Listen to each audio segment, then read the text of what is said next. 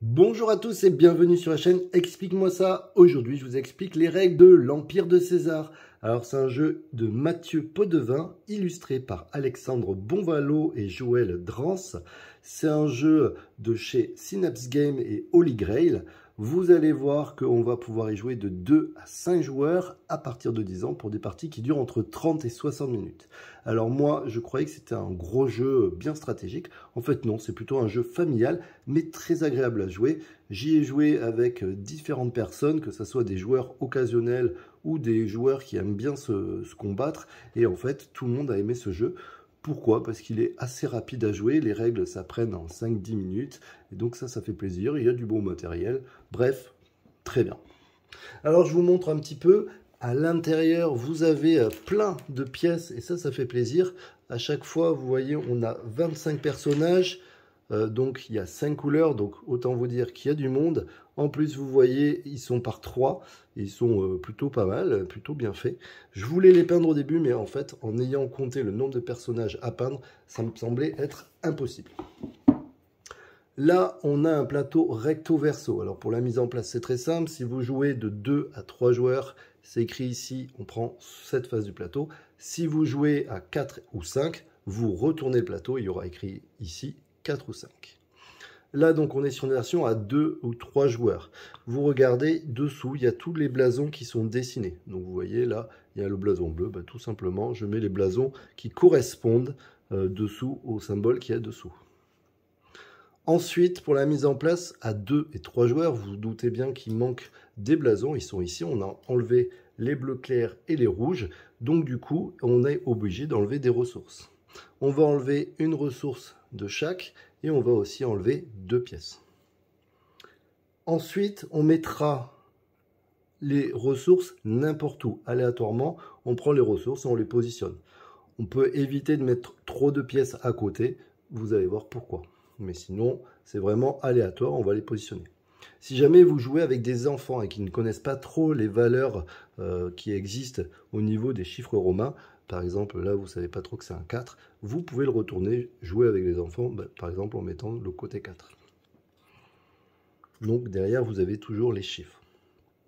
Quel va être le but du jeu? Le but du jeu va être de partir de Rome et aller conquérir les territoires pour récupérer un maximum de ressources.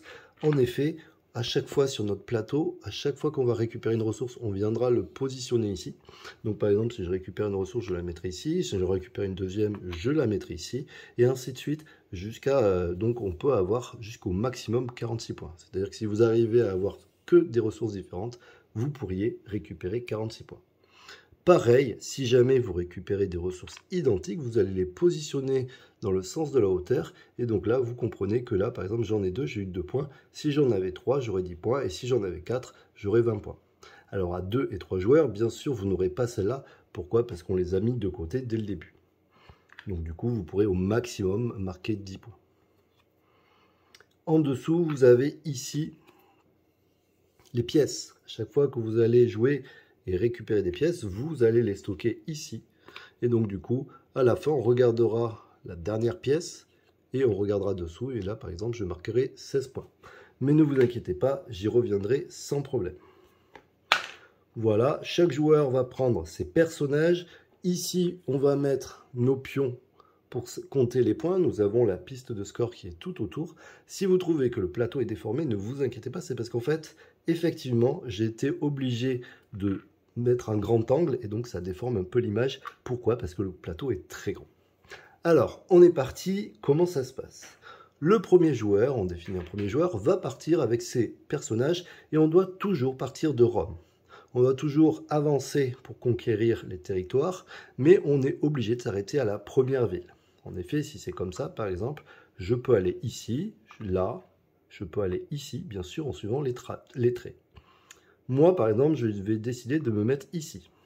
Donc, je vais récupérer ce qu'il y a sur la première ville. Là, vous voyez, je récupère une ressource que je mets bien sûr ici. Ensuite, je récupère mon blason que je vais garder de côté. Je peux le mettre de ce côté pour voir les points, c'est plus facile.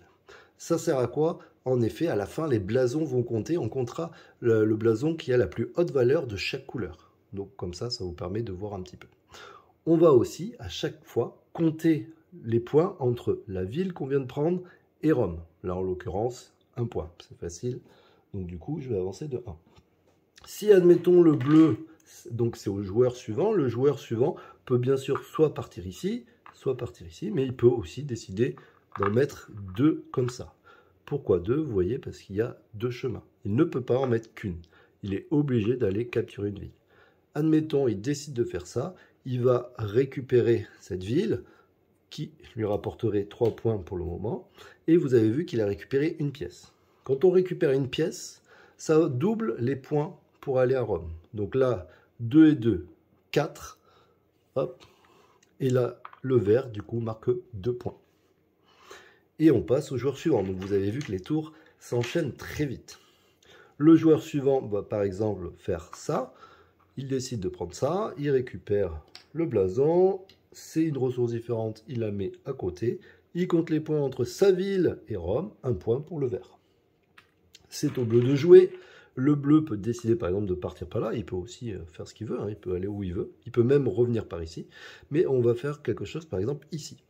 Du coup, le bleu récupère ce jeton, met une pièce ici. Comme c'était une pièce, ça double les points. Donc 2 points pour le bleu et 2 points pour le vert.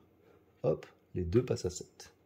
C'est au vert de jouer. Le vert peut, par exemple, s'il veut à tout prix récupérer ça, il peut se mettre ici, comme je vous ai montré. Mais il peut aussi décider de faire quelque chose comme ça. Il n'y a rien à récupérer, on imagine qu'il passe par là. Il n'y a rien à récupérer sur cette ville, et comme je vous ai dit qu'il est obligé d'aller chercher quelque chose, il est obligé de conquérir une ville, il peut s'amuser à faire ça.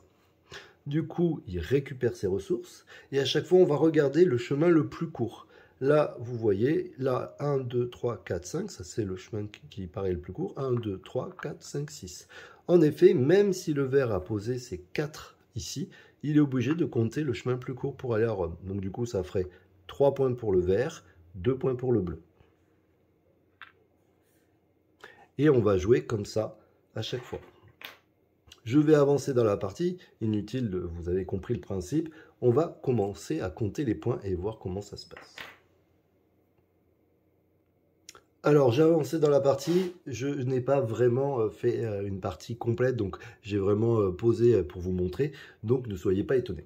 La partie prend fin quand? Eh bien, quand on va prendre le dernier blason, et donc là, en l'occurrence, on va dire que c'est le bleu va décider de jouer ici, il récupère donc ce blason, il récupère une pièce, vu que c'est une pièce, ça, je vous rappelle que ça double les points, 1, 2, 3, 4, 5, 5 donc x 2, ça fait 10, ça fait 75 pour le bleu, et le vert marque donc 2 points. Maintenant, on va compter les points. Alors, pour compter les points, vous allez prendre toutes vos plaquettes de la même couleur et vous allez les classer. On prendra que le chiffre qui est sur le dessus. Alors, il existe une variante que vous mettrez en début de partie qui permet de prendre la valeur, de prendre toutes les valeurs si vous arrivez à avoir tous les blasons de la même couleur. Là, en l'occurrence, on joue sans la variante et de toute manière, aucun joueur n'a récupéré tous les blasons de la même couleur. Donc là, ça comptera que 5. Là, ça comptera que 3, et ainsi de suite. On va donc additionner les points qui se trouvent sur nos blasons, et on va aussi marquer des points en fonction de ce qu'on a récupéré, tout simplement. Comment on va compter les points? On va regarder les pièces. Alors, je vais dire que j'ai un petit peu triché. Hop, voilà. Si jamais j'ai 2 pièces, je regarde ce qu'il y a dessous, et donc là, vous voyez, je marque 4 points pour les pièces. Ensuite, je regarde toutes les ressources différentes et je regarde le chiffre qui est dessous. Ça ferait plus 32 points. Ici aussi, j'ai une ligne avec 4 ressources différentes. Ça fait 9 points. Donc on va aussi compter. Donc ça fait 32 et plus 9. On va aussi compter en colonne la valeur. Ici, j'en ai 3. Donc je marque 10 points de plus. Ici, j'ai 2 bois. Donc j'ai 2 points. J'ai 2 jarres ou 2 amphores, 2 points. Et ici, 2 points. Voilà, on additionne tous ces points. Et petit truc supplémentaire, on va regarder le joueur à qui reste le plus de personnages. On imagine que c'est celui qui en a posé donc le moins. Celui à qui reste le plus de personnages marquera 10 points supplémentaires. On fera le calcul pour les 2 joueurs et celui qui aura le plus de points aura tout simplement gagné la partie. Donc vous avez vu que les règles sont assez simples, mais j'aime bien le côté comment je passe, par où je passe, ainsi de suite. Si à un moment donné, il y a 2 chemins, c'est le joueur, 2 chemins de même valeur au niveau la ligne la plus courte, on prend toujours la ligne la plus courte pour aller à Rome, mais si jamais il y a deux chemins identiques, c'est le joueur qui pose ses pions qui peut choisir par quel chemin il passe, du moment que c'est un des plus courts. Voilà, je vous dis à très bientôt. N'hésitez pas à vous abonner, à liker, à partager.